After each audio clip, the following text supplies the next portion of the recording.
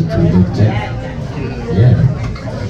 Yeah, at the end of 2019, I discovered I had a pretty mighty-sized polyp on the old vocal cords there. And so I had to get it surgically removed, like in January. And it's weird because you can actually hear, now I've been nerding out, there's a lot of nerd musicians who you get off on this little party. You can hear the difference in my voice over the albums. In Darkest Night, you can hear how like easily like my voice is, like my balls have just started dropping, you know what I'm saying? It was kind of like, you know, what sound, Leon, what sound? You know, just, you know, love that guy. We love that guy. We always love everything he's done. And then in Hoka, which is a very rock album, you know, you can hear the development of the rounded part of my voice because I was very like, you know, and I was just like, I was really into it, you know, and I was really pushing my voice to try to get to some places. And I remember actually the producer told me at the time, he was like, you know, this is going to be the best vocals you've ever done. And he was right at that time. Those are the best vocals I made in my life. Moving on to like even to Take Your Power Back, where like I had just finished the album when I had discovered I had an impediment that wasn't allowing me to like access the full voice that I truly had. But it was remarkable that I got even through the recording that process to create that album that we made to sound that way. So when we did Beautiful Trouble, it was sort of the first time that I was coming out with like this new voice.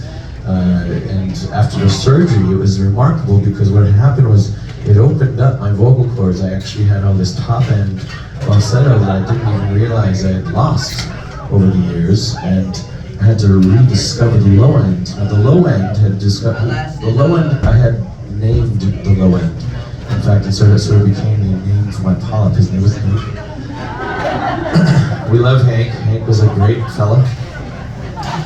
But Hank had to get lasered off and I had to swallow my poop and milk, so. It's just like this. Just let it go shit.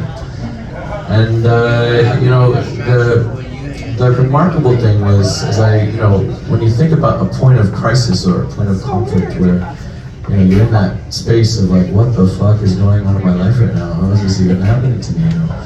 And you're scrambling, you're like, they say that there's rocks at the rock bottom, but there ain't no fucking rocks, man. It's just a goddamn bottomless pit, and you're just sort of falling, and you're like, oh my god, where's the piano, man? Tonight, you know, some of you guys are like, yeah, doing that right now. Well, good thing you're around good people and good music, you know, there's a wall that you eventually can swing across to and start climbing back up. But the mountain is tall and sometimes it feels impossible to climb.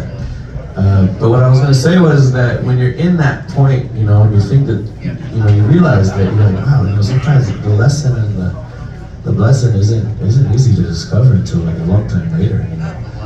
And at that time, in the summer of 2020, when I thought that I was having my voice taken from me, I was actually reclaiming my voice in the most potent and powerful way. And it wouldn't be until years later, until basically this past spring, when I was like, oh, okay, I see it. I'm ready, I can do it. Okay, that's what